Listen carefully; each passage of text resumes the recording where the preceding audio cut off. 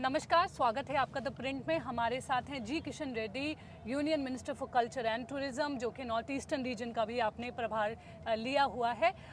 सबसे पहले क्या आपकी असेसमेंट है, खासकर जिस तरह से असेंबली इलेक्शंस में एक तरह से रिजल्ट आए, उसके बाद आपको क्या लगता है? आप पूरा घूम रहे हैं, कैंपेनिंग कर रहे हैं, आपको क्या लग रहा है, क्या माहौल है? असेंबली चुनाव डिफरेंट है, वो स्टेट लेवल का चुनाव है। हम तेलंगाना में कभी सत्ता में नहीं थे। कांग्रेस पार्टी लगभग 50 साल सत्ता में थे, टीआरएस पार्टी 10 साल सत्ता में थे। उसका नेतृत्व है और एस्टैब्लिशमेंट है। उसके कारण हम बहुत प्रयास करने के बाद भी हम थोड़ा हमारा वोटिंग परसेंटेज जी 2023 दिसंबर में जो चुनाव हुआ है, वोटिंग परसेंट डबल हो गया। हमारे एक सीट से लेकर 8 सीट तक है। अभी ये चुनाव इज डिफरेंट। जैसा एग्जाम्पल 2018 में भी हमारा को एक ही सीट मिला, फिर 3 महीने के अंदर पार्लियामेंट चुनाव में 4 पार्लियामेंट जीता है, विधानसभा में 1 सीट मिला, फिर 4 पार्लियामेंट सीट जीता है। अभी भी यही रिपीट होगा, क्योंकि ये इलेक्शन नेशनल लेवल का इलेक्शन है। अभी एग्जाम्पल टीआरएस है जी। टीआरएस इस चुनाव में इरेलेवेंट है ना, ये फ्रंट के पास नहीं है, हमारे पास भी नहीं है, वो अलग है। तो चुनाव कांग्रेस और बीजेपी के बीच है? बिल्कुल, क्योंकि टीआरएस क्या बोलेंगे, क्या उनका प्रधानमंत्री कौन होगा, कौन सा फ्रंट में रहेगा, कोई जनता के सामने कोई पोजीशन नहीं रख रहे उनका पार्टी का पोजीशन। इसीलिए मेरे ख्याल से इस चुनाव टीआरएस का इरेलेवेंट होगा। अगर टीआरएस पार्टी 1 सीट जीते तो भी तेलंगाना कोई फायदा होने वाला नहीं है। टीआरएस पार्टी हार गई तो भी तेलंगाना कोई नुकसान नहीं है। एग्जाम्पल जी। कांग्रेस पार्टी, उनका भी कोई कल्पना अभी उनका प्रधानमंत्री अभ्यर्थी को नहीं बता सकते हैं। दूसरा विषय है जो मेजर कांग्रेस पार्टी जीतने का कारण मैनिफेस्टो है। कर्नाटक में जो मैनिफेस्टो गारंटी के नाम पर कर्नाटक में जीते हैं, इधर भी गारंटी के नाम पर था। ऐसे ही कर्नाटक जीतने का उत्साह होता है इधर, क्योंकि बाजू स्टेट है, इसके कारण से हम वो लोग जीते हैं। मगर 6 गारंटीज जो दिया है, एक्सेप्ट फ्री बस 422 सीरेंस दिया है, वो ये 6 गारंटी 100 डेज में इम्प्लीमेंट करने का, सोनिया गांधी जन्मतिथि से इम्प्लीमेंट करने का वादा किया है। इसमें एक भी एक्सेप्ट फ्री बस छोड़कर, फ्री बस ही तुरंत पेमेंट करने का नहीं, खुद का बस है गवर्नमेंट का, वो पूरा फाइनेंस बढ़ रहा है उनका, मगर एक भी इम्प्लीमेंटेशन है। इसके कारण इस कम समय में उसमें आपको मालूम है हर महिला को 2500 हर महीने देंगे, किसानों को 2 लाख रुपए कर्जा माफ़ करेंगे, हर एकड़ को 15,000 देंगे, और टेनेंट फार्मर को 15,000 देंगे, और एग्रीकल्चर लेबर को 12,000 देंगे। बेरोजगार नौजवानों को महीने में 4,000 देंगे जी। और पैडी खरीदने में भी 500 बोनस देंगे, और हर बच्चे को 5 लाख का हेल्थ एजुकेशन कार्ड देंगे, फीस के लिए किधर भी पढ़ सकते हैं। ऐसा जो लिख सकते हैं सब कुछ लिखा है गारंटी के नाम पर, भी वादा प्रूव नहीं किया है। इसलिए मेरा पूरा विश्वास है आज नरेंद्र मोदी जी का जो ये तेलंगाना एक ऐसा स्टेट है, नेशनलिस्ट थॉट में रहते हैं। इधर निज़ाम रहने के कारण, निज़ाम का रजाकारों का अत्याचार देखने के बाद ये ज़्यादा लोग देश के बारे में भी सोचते हैं, सिर्फ लोकल वो नहीं सोचते हैं, देश के बारे में भी सोचते हैं। इस दृष्टिकोण से हम लास्ट चुनाव में एक असेंबली सीट का अगेंस्ट हम 4 MP सीट जीता है। अभी इस चुनाव में भी अब मेजॉरिटी पार्लियामेंट सीट्स हम जीतेंगे। खासकर एक चीज़ में हम लोग देख रहे हैं कि जैसे जैसे चुनाव के फेजेस आ रहे हैं, एक anti Muslim rhetoric top leadership के स्पीचेस में बड़ा दिख रहा है। प्राइम मिनिस्टर नरेंद्र मोदी ने भी खासकर मुस्लिम्स को निशाने पे लिया, ऐसा ऑपोजिशन का कहना है। तो ये जो शिफ्ट हुआ है डेवलपमेंट के ऊपर, या जो मोदी गवर्नमेंट के अंदर काम हुआ है, इसे लेके एंटी मुस्लिम ऑपोजिशन कह रही है डेस्परेशन दिखा रहा है। नहीं, बिल्कुल ऐसा नहीं। अभी हम टीवी में एड्स दे रहे हैं, हम पेपर में एड्स दे रहे हैं, उसमें पूरा जो अचीवमेंट है, जो 9 साल का अचीवमेंट भारत सरकार का मोदी जी के नेतृत्व में जो भी विकास किया गया है, नेशनल हाईवेज हो, फॉरेन पॉलिसी हो, एग्रीकल्चर पॉलिसी हो, न्यू एजुकेशन पॉलिसी हो, उसके नाम पर ही हम पूरा एडवर्टाइजमेंट्स निशाना बना के आगे बढ़ रहे हैं। बीच में जो कांग्रेस पार्टी मैनिफेस्टो के बाद हमारा ये थोड़ा अलग अलग इश्यूज सामने उभर के आए। कांग्रेस पार्टी आर्टिकल 370 हटाएंगे, ट्रिपल तलाक फिर लागू करेंगे और ऐसी अलग अलग इश्यूज, मुस्लिम रिजर्वेशन बढ़ाएंगे कर्नाटक में बढ़ा के। पर वो कहते हैं हमने मुस्लिम रिजर्वेशन को बढ़ाने के कहीं मैनिफेस्टो में बात नहीं की। कांग्रेस पार्टी ने किया है ऑलरेडी कर्नाटक में किया है ऑलरेडी, इसलिए वो इश्यूज कांग्रेस पार्टी उठाने के कारण मैनिफेस्टो के बाद थोड़ा हमारा नेतृत्व भी इसी ऊपर ध्यान दे रहे, काउंटर कर रहे। ये सही बात है, कांग्रेस पार्टी बिल्कुल मुस्लिम को उचकाने के लिए प्रयास कर रहे, इसलिए हम काउंटर देना पड़ा। और आपको क्या लगता है ये जो पूरा ओबीसी रिजर्वेशन को लेके एक तरह से पूरी बातचीत चल रही है, पीएम मोदी अमित शाह जी अपनी रैलीज में कह रहे हैं कि कांग्रेस अगर आएगी तो वो मुस्लिम कोटा ले आएगी, एससी एसटी ओबीसी का रिजर्वेशन जो है वो मुस्लिम्स को मिल जाएगा। कांग्रेस अगेन कह रही है ऐसा कुछ भी नहीं है, नकार रही है इसको। नहीं, बिल्कुल गलत है। आज तेलंगाना में 4% मुस्लिम रिजर्वेशन इम्प्लीमेंट हो रही है। इसमें जो 4% मुस्लिम रिजर्वेशन में जो हम पहले बताना चाहता हूँ, भारतीय जनता पार्टी सरकार हम मुस्लिम रिजर्वेशन को नया रिजर्वेशन दिया है, नरेंद्र मोदी सरकार दिया है। जो मुस्लिम्स में, क्रिश्चियन, ईसाई में, जो हिंदू में, जो गरीब लोग हैं इनके लिए 10% रिजर्वेशन ईडब्ल्यूएस की बात कर रहे हैं। हाँ, उसमें ऑटोमेटिक मुस्लिम्स भी आते हैं जी। जो मुस्लिम समाज में गरीब लोग हैं, ईसाई समाज में गरीब लोग हैं, हिंदू समाज में गरीब लोग हैं, उनके इस डेरे में हम लाए जो रिजर्वेशन कैटेगरी में नहीं है, वैसे गरीब लोगों के लिए हम ये रिजर्वेशन लाए गए। दूसरा एग्जाम्पल अब तेलंगाना की बात करता हूँ मैं, तेलंगाना आंध्रा 4% रिजर्वेशन राजशेखर रेड्डी के समय पे लागू किया है। कुछ लोग हाई कोर्ट को गए, हाई कोर्ट ने इस रिजर्वेशन को बर्खास्त करते हुए कहा है ये अनकॉन्स्टिट्यूशनल है। भारत के संविधान के अंदर रिलीजियस के नाम पर रिजर्वेशन नहीं दे सकते हैं, इकोनॉमिकल आधार पर, सोशल आधार पर देना चाहिए। ऐसा रिलीजियस के आधार पर रिजर्वेशन नहीं देना चाहिए, ये अनकॉन्स्टिट्यूशनल है, वो बर्खास्त कर दिया। फिर ये लोग सुप्रीम कोर्ट जाके स्टे लाके रिजर्वेशन लागू कर रहे हैं। अभी आज भी प्रधानमंत्री जी कोर्ट किया है हैदराबाद, एक पॉलिटिकली हैदराबाद में 150 सीट्स डिवीजन है म्यूनसिपल कॉरपोरेशन में, उसमें 33% सीट्स, 50 सीट्स बीसीस के लिए रिजर्वेशन किया गया। उस 50 सीट्स में लगभग 32 सीट्स बीसीस का जो रिजर्वेशन किया है इसमें मजलिस पार्टी जीता है। बिल्कुल बीसीओं का अधिकार चले गए, बिल्कुल उनको बचा क्या है, मुस्लिम कैंडिडेट्स को गया है। मुस्लिम क्या नहीं, मैं ऐसा भी नहीं बोल रहा हूँ, नॉन बीसी जीता है, नॉन बीसी जीता है। ये बिल्कुल 33% जो रिजर्वेशन दिया गया, एक आदमी रिजर्वेशन दे रहे और दूसरा आदमी उनका गला में छुरी पकड़ रहे, ये बिल्कुल गलत है। ये आज पीएम साहब उठाए थे। लेकिन एक और जो बड़ा मुद्दा उभर के आ रहा है, काफ़ी आपके लीडर्स ने इस पे स्पीचेस में भी बोला है, कॉन्स्टिट्यूशन को बदलने की बात कही है और इसीलिए कहते हैं 400 पार चाहिए। बिल्कुल गलत है। कॉन्स्टिट्यूशन क्यों बदलना, क्या क्या कारण क्या है, क्यों बदलना चाहिए? कॉन्स्टिट्यूशन को हम सबसे ज़्यादा रिस्पेक्ट देते हैं।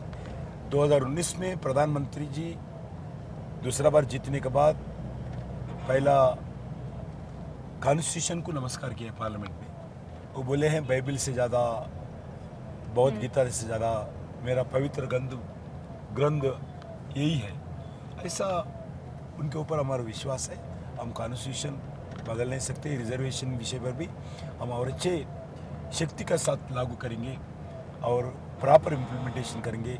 ये मोदी साहब का, भारत सरकार का कमिटमेंट है। इलेक्शंस 13 को एक तरह से सदन सारे स्टेट्स में ख़त्म हो जाएंगे।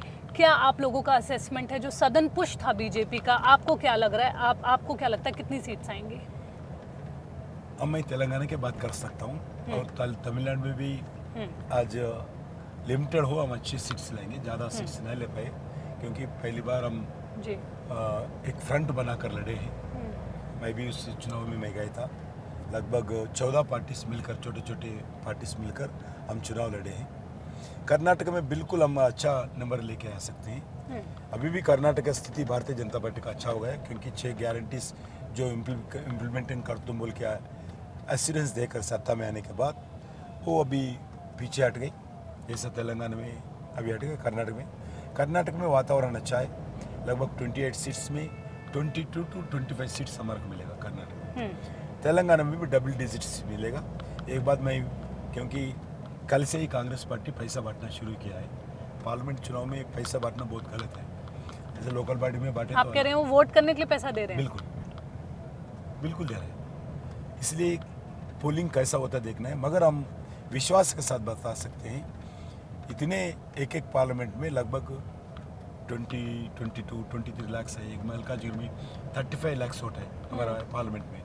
ऐसा इतने लोगों को पैसा बांटना भी मुश्किल होता है, मगर वो प्रयास कर रहे एक एक जगह बांटने, क्योंकि रेवंत रेड्डी कांग्रेस पार्टी का नेता जो तेलंगाना का सीएम है, पूरा देश का कांग्रेस पार्टी को पैसे इधर कलेक्ट करके लेके जा रहे हैं। क्या इसीलिए अडानी अंबानी वाली चीज पीएम ने तेलंगाना से इसीलिए बोली? ना उधर का वो अलग बात है, इधर से ही हमारे बिल्डर्स है और हॉस्पिटल्स है, एजुकेशन इंस्टीट्यूशंस है, रियल एस्टेट बिजनेस करने वाले हैं, फार्मा कंपनीज है, सबको बुलाकर डायरेक्ट सीधा पेमेंट दिल्ली में करने के लिए आदेश दे रहे हैं। वो डरा रहे भी, हम देखेंगे आप पैसे नहीं तो क्या हो, ऐसा पैसे कलेक्ट करें। साथ साथ तो वो दिल्ली को दे रहे हैं, तेलंगाना में पीछे हटेगा नहीं। सारी देश को पैसे देने वाले कांग्रेस पार्टी तेलंगाना से, तेलंगाना में कांग्रेस पार्टी के कैंडिडेट्स को बिल्कुल ज़्यादा देंगे। वो ऑलरेडी शुरू किया है, 2 दिन हो गए, फिर भी मेरा पूरा विश्वास है अच्छा सीट सब निकल के लाएंगे। आप लोग कंप्लेन नहीं किए इसका कि वो बिल्कुल इसका? कंप्लीट किया है, मगर गवर्नमेंट उनका है, कल इलेक्शन ऑब्जर्वर रहता है, एडमिनिस्ट्रेशन पुलिस पूरा स्टेट गवर्नमेंट के हाथ में रहते हैं, फिर भी हम प्रयास कर रहे हैं। तेलंगाना में एक तरह से देखा गया कि बीजेपी काफ़ी अग्रेसिव थी इनिशियली, लेकिन उसके बाद देखा गया कि जो एक तरह से फर्वर था वो बहुत नीचे आ गया था। तो कहाँ क्या चूक हुई? क्या उस स्टेट प्रेसिडेंट चेंज होने से क्या हुआ? असेंबली इलेक्शन में उसका एक तरह से खामियाजा मिला? पहले भी 2 महीने पहले मैं आया था जी, 2-3 महीने, मगर उस समय हम कर्नाटक में हार गए, एक बाई इलेक्शन में हार गए, एक वरंगल अलग अलग जगह लोकल बॉडीज में हार गई, एक एमएलसी चुनाव में हार गई। इसके कारण से हमारे को थोड़ा धक्का लगा। उस समय के बाद मुझे बनाया गया अध्यक्ष जी। फिर पार्टी का आदेश है, मैं पालन किया हूँ। विधानसभा चुनाव में प्रयास किया है, ये सब हार्डल होने के बाद मेरे को अध्यक्ष बनाए। लगातार एक बाई इलेक्शन में हार गया, एमएलसी इलेक्शन हमारी सिटिंग सीट हार गया, म्यूनसिपल कॉर्पोरेशन हार गए, कर्नाटक में वो जीता है, एक वातावरण उनका अनुकूल पक्ष में मेरे को अध्यक्ष बनाए। फिर भी मैं सबको मिला के काम करने के लिए प्रयास किया हूँ, मगर वोटिंग परसेंटेज अच्छा मिला। जब से शुरू हो गया, अब विधानसभा चुनाव शुरू हो गए, मगर अभी पार्लियामेंट चुनाव में वो समस्या नहीं है। पार्लियामेंट चुनाव में वी आर अग्रेसिवली है और अच्छे सीट निकाल के लाएंगे। हम लोग काफ़ी मतलब तेलंगाना में घूमे हैं, हमारे द प्रिंट के रिपोर्टर्स, और उनका ये कहना है कि इलेक्शन बड़े लोकलाइज लग रहे हैं, जैसे राम मंदिर और ये सारे इश्यूज हैं वो उस तरह से उभर के नहीं आ रहे हैं जो लग रहा था। ये राम मंदिर का हम ज़्यादा प्रचार भी नहीं कर रहे हैं। अच्छा, हम ज़्यादा नरेंद्र मोदी जी का इमेज, नरेंद्र मोदी 9.5 years में जो अचीवमेंट तेलंगाना को क्या किया है, कांग्रेस सरकार का फेल्यूर्स, टीआरएस परिवार का भ्रष्टाचार, इसी विषय पर हम तो राम मंदिर पे क्यों नहीं आप लोग फोकस कर रहे हैं? बोलेंगे, मगर इसके आधार पर पूरा एक के आधार पर हम चुनाव नहीं ले रहे। राम मंदिर समय समय पर बोलेंगे, मगर राम मंदिर के आधार पर चुनाव हम नहीं ले रहे। हम मोदी जी का जो अचीवमेंट्स है इसके आधार पर चुनाव लड़ रहे हैं। आपने देखा होगा एक नवनीत राणा का एक स्टेटमेंट काफी वायरल हो गया। बिल्कुल गलत है वो जी। हम क्या है, मजलिस पार्टी वाला कुछ भी बोल सकते हैं, उनको कोई ना पीछे सामने कुछ है नहीं, कोई बांड भी नहीं।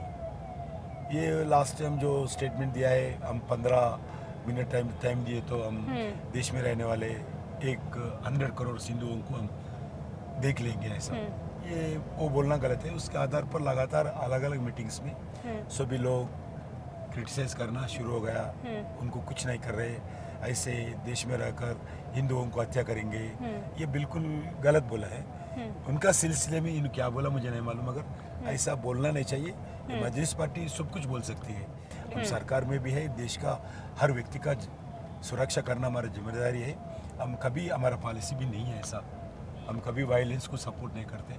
हम वायलेंस के खिलाफ है हमारा पार्टी, जो टेररिस्ट हो, रिलीजियस हो, कास्ट हो, व्यक्तिगत हो, हम वायलेंस के खिलाफ है। हमारा पार्टी 0 टॉलरेंस के साथ टेररिज्म को अंकुश लगाने के लिए प्रयास करें, टेररिज्म को रोका भी है। जी, क्या एक तरह से थिंकिंग थी ओवैसी के खिलाफ आप लोगों ने माधवी लता को टिकट दिया, तो क्या थिंकिंग पार्टी की थी इसके क्यों, पीछे? कारण क्या है? माधवी लता भी एक सिटीजन है, वो सिटीजन है, महिला है, उनको अधिकार नहीं करेगा? नहीं, बिल्कुल अधिकार है। इसी सीट से क्यों क्यों वही सीट में क्यों नहीं देना चाहिए? ऐसा नहीं, वो इस एरिया में काम किया है बहुत सालों से, एनजीओ एक्टिविटी बहुत काम किया है, मुस्लिम समाज में काम किया है, मुस्लिम महिलाओं के समाज में बहुत अवेयरनेस लाने के प्लान किया है। इसके लिए वो लड़ना चाहती थी। हम ठीक है लड़ो ऐसा बताए, बस उसका कोई रीज़न नहीं है जी। वो पुराने शहर में बहुत काम किया हो, एनजीओ के नाम पर मुस्लिम समाज में बहुत काम किया है, इसलिए वो लड़े तो ठीक रहेगा ऐसा हम समझे। महिला भी देना है, महिला भी कोटा भी था, ये भी अच्छा इंटरेस्ट भी रहते थे। कोई पॉजिटिव थिंकिंग से दिया है, कोई नेगेटिव एटीट्यूड से हम नहीं दिया सीट। बिल्कुल 100% पॉजिटिव एटीट्यूड के अंदर हम सीट इनको अलर्ट किया है। एक क्रिटिसिज्म जो अपोजिशन की तरफ से आ रहा है, खासकर कांग्रेस और राहुल गांधी की तरफ से आ रहा है, वो ये आ रहा है कि जैसे जैसे फेजेस आते जा रहे हैं इलेक्शन के, जो 400 पार एक पीएम बोलते थे उनकी स्पीचेस से वो धीरे धीरे कम होते जा रहा है, क्योंकि बीजेपी को पता है कि इस बार वो पावर में नहीं आ रही। बिल्कुल गलत है।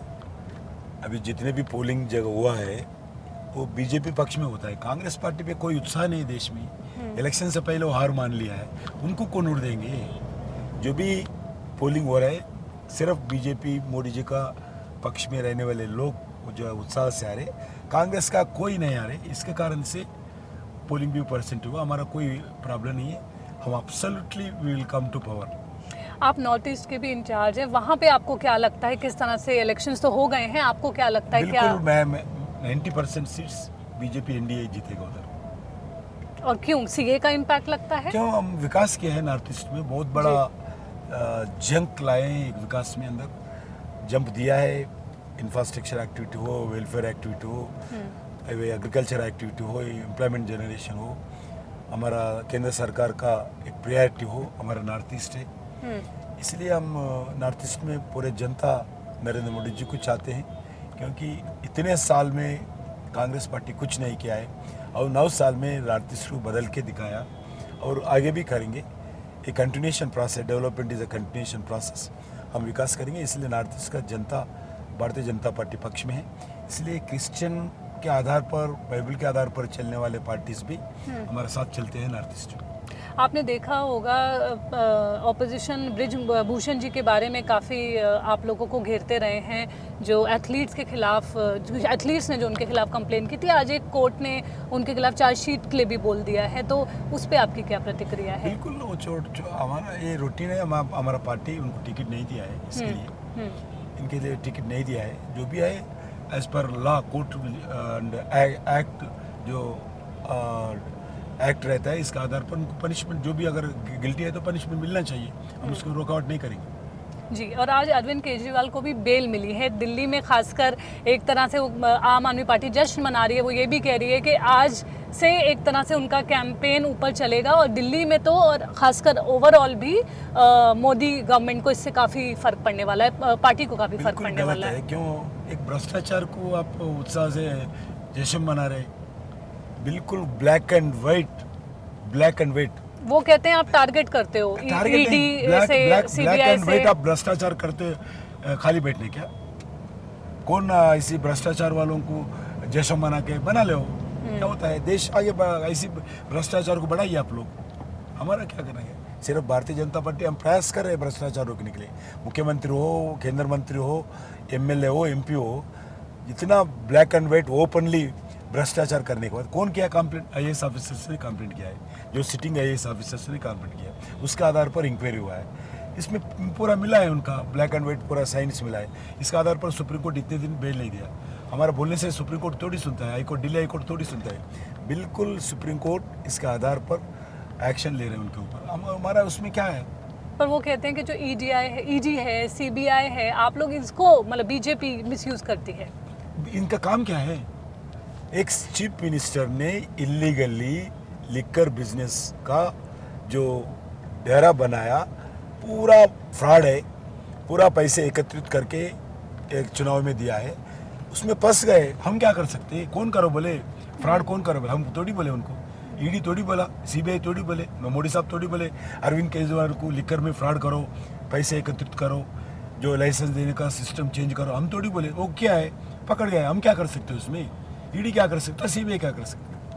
पर वो लोग कहते हैं कि एक तरह से बोलते रहे भ्रष्टाचारी, उनका समर्थन थोड़ी हमारा केजरीवाल गलत किया है, केजरीवाल गलती है, केजरीवाल को जेल में रखना है, थोड़ी बोलते हैं वो लोग। लेकिन वो कहते हैं जब कोई ये सब करता है और बीजेपी में आ जाता है तो सब माफ हो जाता है। एक बताइए, बीजेपी में आने के बाद एक केस हम माफ किया है? महाराष्ट्र में क्या जो हुआ डेप्यूटी बताइए जो क्या हैं। आया मगर उनका केस तो माफ नहीं चल रहा है वो चलेगा पहले भी चाहे बहुत दिन से है चलेगा एक्शन नहीं लिया जा रहा। अभी तो आए ना वो उससे पहले भी नहीं लिए ना ऐसे बोले तो एक्शन हमारे हाथ में थोड़ी रहता कोर्ट है इनसे इन्वेस्टिगेशन एजेंसी है वो कोर्ट के आज पर लीगल वो चलेगा ये बिल्कुल गलत आरोप करते हैं लोग ये मैं बता रहा हूँ अशोक जो चौहान जी है वो हमारा पार्टी में है वो एक केस भी विड्रॉ नहीं हुआ बिल्कुल जो भी आरोप होगा एज पर कोर्ट में डिसीजन होना चाहिए जो भी होगा बीजेपी अजीत हो पवार जी का भी नाम लेते हैं। बिल्कुल जो भी है केस कोई किसका भी हम खत्म नहीं करेंगे एज पर लॉ एक्शन उनके ऊपर होगा। एक चीज़ और मैं पूछना चाहूँगी, आपने देखा होगा बीजेपी में और पार्टी से मतलब थाउजेंड्स की तादाद में लोग आ रहे हैं, ज्वाइन कर रहे हैं, तो जो बीजेपी में सालों से काम कर रहे हैं, जो पार्टी का कार्डर है, आपको नहीं लगता वो थोड़ा डिमोटिवेट हो जाता है और आइडियोलॉजी पे भी फर्क पड़ता है? बिल्कुल नहीं, पार्टी का आइडियोलॉजी बढ़ाना चाहिए, जो सीमित रहे रखना और सभी लोगों को एक नेशनलिस्ट माइंड पे आगे बढ़ना चाहिए। पार्टी आगे बढ़ गया, आर्टिकल 370 हटाया, नहीं तो आर्टिकल 370 हटेगा नहीं। हम जनसंघ से लेके हमारा पार्टी स्थापना आर्टिकल 370 के खिलाफ हुआ है। हमारा पार्टी का स्थापना जो आर्टिकल 370 के खिलाफ श्याम प्रसाद के नेतृत्व में स्थापना हुआ है। हमारा पहला आंदोलन आर्टिकल 370 है, अभी नहीं 50 से लेकर हम हर मैनिफेस्टो में हमारा पार्टी सत्ता में है तो आर्टिकल 370 हटाएंगे। आज अलग अलग शक्तियाँ मिलने के कारण आज इंडिपेंडेंटली हमारे को अधिकार मिला है। हमारा आइडियोलॉजी का आर्टिकल 370 हटा है। बिल्कुल आने वाले दिन में भी हम इसी पार्टी को बढ़ाने के लिए बिल्कुल प्रयास करेंगे। एक आखिरी प्रश्न, जो कांग्रेस ने 6 गारंटीज दी हैं और उसके हिसाब से वो पूरा ये इलेक्शन लड़ रहे हैं, आपको क्या लगता है ग्राउंड पे क्या उसका कुछ इम्पैक्ट हुआ और आप लोग उसको कैसे काउंटर करते हैं, खासकर जब महिलाओं को फ्री राइड मिल रही है? ये दिल्ली में भी हुआ है। फ्री राइड में ऐसे क्या होता है, आप फ्री राइड में बैठ के नहीं सोते हुए कांग्रेस पार्टी ने हमारे को 2500 दिया है और 2 लाख एग्रीकल्चर लोन्स माफ़ी हो गया, हमारा बेरोजगार भत्ता मिल गया, ऐसा काब में सोच रहे क्या? खाली बस में जाने से क्या तुरंत कुछ देने का नहीं, बस गवर्नमेंट अकाउंट में रहते हैं, 1 साल के बाद देंगे 10,000 करोड़ जितना भी होगा, मगर ऐसे ही चला रहे। आने वाले दिन में तेलंगाना बहुत मुश्किल होता है, जो डेवलपमेंटल एक्टिविटी होगा नहीं, गवर्नमेंट स्कूल्स नया बनेगा नहीं, इंफ्रास्ट्रक्चर एक्टिविटी नया बनेगा, जितने भी पैसे रेवेन्यू आते हैं सैलरी जाएगा और इस फ्री बीज देंगे, कोई डेवलपमेंटल आगे नहीं है। पूरा तेलंगाना समाप्त होगा, जो विकास के रास्ते पे जाने टीआरएस पार्टी पूरा बर्बाद कर दिया और कांग्रेस और ज़्यादा डबल बर्बाद करेंगे तेलंगाना में। जैसा वो लूटेंगे, जैसा वोटों के लिए पैसे बांटेंगे, तेलंगाना को बर्बाद करेंगे। एक लास्ट प्रश्न ये पूछना चाहूँगी, बीजेपी को एक तरह से नॉर्दर्न पार्टी देखा जाता है, नॉर्थ और साउथ के डिवाइड के ऊपर काफ़ी डिबेट होती रहती है और साउथ में खासकर एक तरह से एक सेंटिमेंट ऑपोजिशन कहती है ये है कि वो नहीं चाहते कि बीजेपी यहाँ आए, जिस तरह से वो हिंदी को इम्पोज करना चाहती है या जिस तरह की उनकी थिंकिंग है, साउथ कभी उसको एक्सेप्ट नहीं करेगा। खाली तमिलनाडु में है, तमिलनाडु में भी आदरणीय प्रधानमंत्री को लोग चाहते हैं। हम ये पुराना बात है, राजनीति में ऐसी गलत प्रचार करना उनका चलता है, अभी ऐसा नहीं है।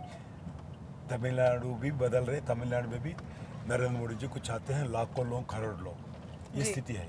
हमसे बात करने के लिए बहुत बहुत धन्यवाद। This is Neelam Pandey reporting for the Print with Myra Khan.